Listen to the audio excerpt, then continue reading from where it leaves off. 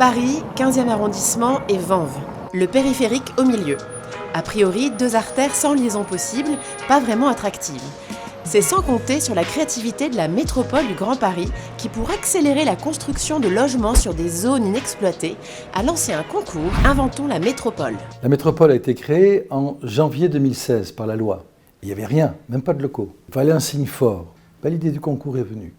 Et on a eu 720 projets pour 51 villes, comme ça, spontanément. C'est extraordinaire. Un vrai moment de construction et même de reconstruction de la métropole. Ce qu'on est en train de vivre sur les 54 sites d'Inventons 1 et ce qu'on s'apprête à vivre dans les 21 villes et les 27 sites d'Inventons 2, c'est une reconstruction de la ville sur la ville. Et l'effet de levier, effectivement, de ce concours est exceptionnel, puisque en termes, je dirais, de rayonnement, il est le plus grand appel à projet urbain d'Europe.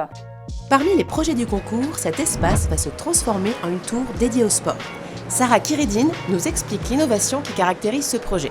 L'une des innovations vraiment structurantes, c'est le fait de permettre l'émergence d'un immeuble sur cette dalle existante au-dessus du périphérique qui normalement a une capacité de portance assez faible.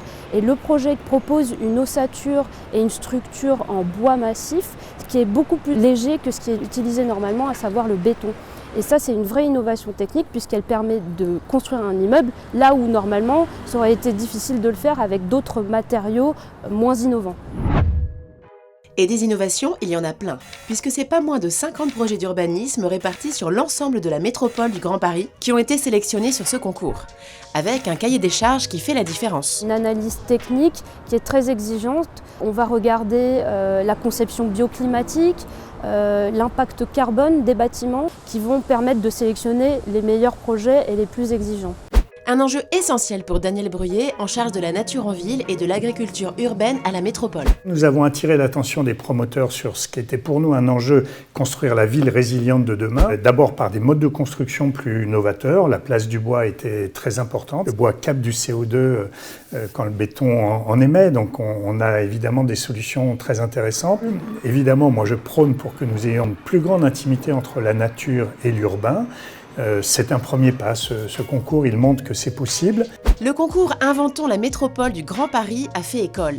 Séduite par ses innovations et sa capacité à sortir des mètres carrés utiles dans des endroits inexploités, d'autres métropoles, telles que Toulouse, se mettent elles aussi à lancer leur propre concours.